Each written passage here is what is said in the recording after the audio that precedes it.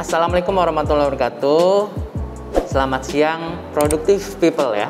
Jadi hari ini kita akan coba ya tanya-tanya lah, ngobrol dengan teman kita, peserta dari pelatihan peningkatan produktivitas untuk perusahaan ataupun mungkin seorang karyawan ataupun mungkin pemilik UMKM di Provinsi DKI Jakarta.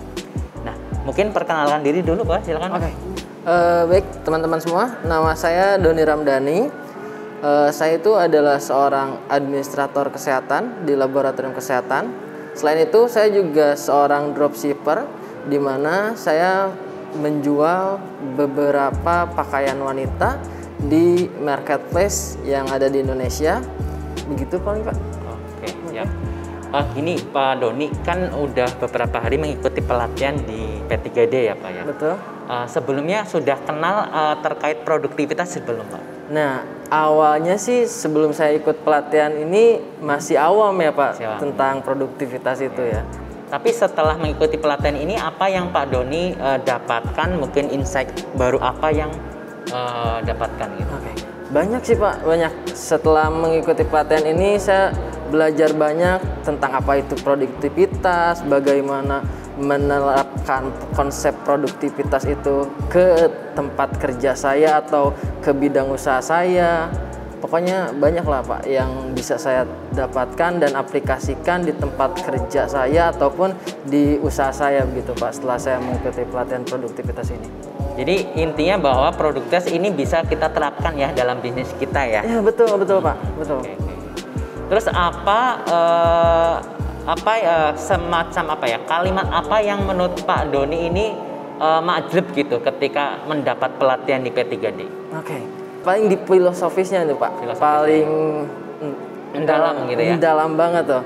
Perbaikan terus menerus, hari ini harus lebih baik dari hari kemarin dan hari esok harus lebih baik dari hari ini.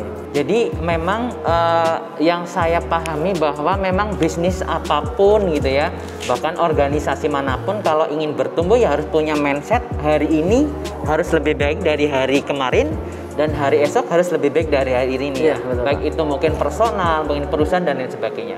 Sehingga kita terus bertumbuh gitu ya. Betul Pak. Tadinya mungkin perusahaannya mikro menjadi kecil, kecil menjadi menengah gitu ya, menengah menjadi besar. Jadi produktivitas itu harusnya nanti nyambung ke omset maupun profit ya Mas Doni? Iya betul.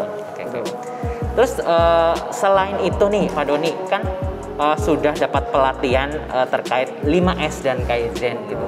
Kalau Kaizen sendiri poin-poin apa yang Pak Doni dapatkan gitu? Selain mungkin nanti penerapannya gimana sih Kaizen itu di dalam bisnisnya Pak Doni gitu? Untuk Kaizen, dari Kaizen itu banyak sekali sih Pak yang bisa saya dapatkan.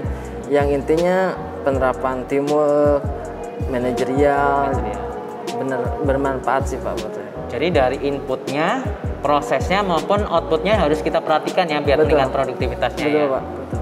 Oke. Terus hari ini kan sudah kita paparkan ya bahwa bagaimana sih penerapan 5S ya.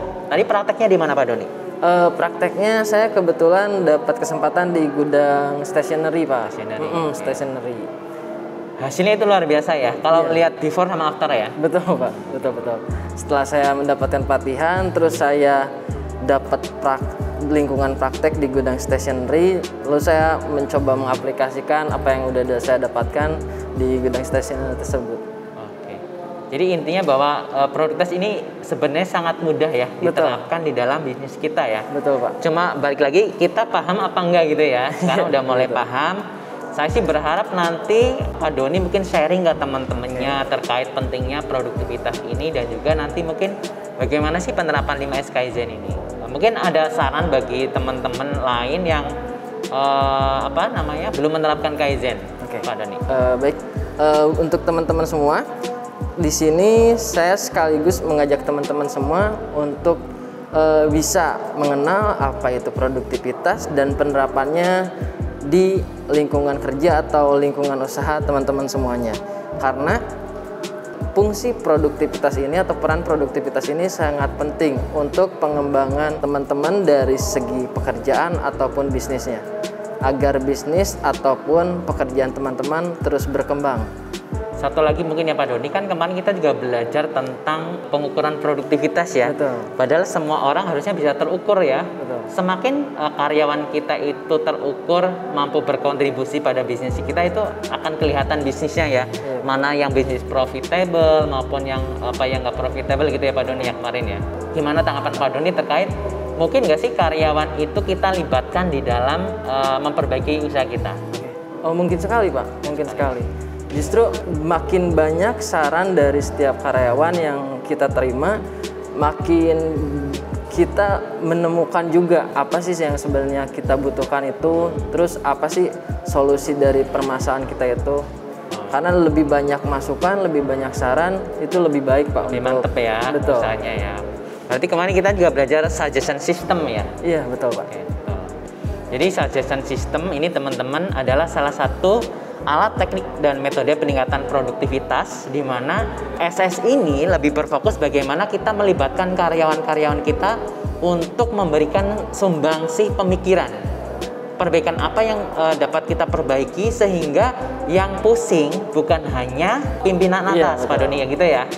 Jadi semakin banyak orang yang terlibat dalam menyelesaikan permasalahan bisnis kita, tentunya bisnis kita juga semakin lancar, semakin baik, dan semakin produktif gitu ya. Seandainya nih Pak Doni di di Jakarta ini kan banyak sekali usaha-usaha ya. Nah, itu mungkin nggak mereka juga bersama-sama meningkatkan produktivitas gitu Pak Doni? Sangat mungkin Pak, sangat mungkin. Ya. Apabila mereka sudah bisa menerapkan atau mengaplikasikan fungsi dari 5S atau meningkatkan fungsi produktivitas dari usaha mereka, ya saya yakin bisa ya. Oke, baik. Jadi mungkin itu teman-teman sharing kita pada hari ini. Jadi intinya bahwa produktivitas itu bisa kita terapkan ya. Betul. Dalam bisnis kita yang pada akhirnya nanti akan memperbaiki bisnis kita sehingga perusahaan kita, bisnis kita, UMKM kita sustainable. Jadi nggak 5 tahun bangkrut gitu ya Pak Doni ya. Jadi semakin berumur panjang, menguntungkan, semakin orang banyak perusahaan yang maju, akhirnya pengangguran terserap gitu ya. Kalau pengangguran terserap nanti kemiskinan juga terserap gitu ya Pak Doni ya. Oke.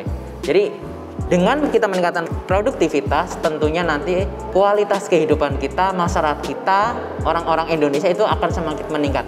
Dan ini pasti kalau orang-orangnya maju, negaranya juga akan menjadi maju ya Pak Doni. Betul, ya? Pak. Mungkin itu teman-teman Productive People, terima kasih udah mendengarkan cerita dari kami terkait peningkatan produktivitas. Salam produktivitas. Kita Indonesia, kita produktif. Huha.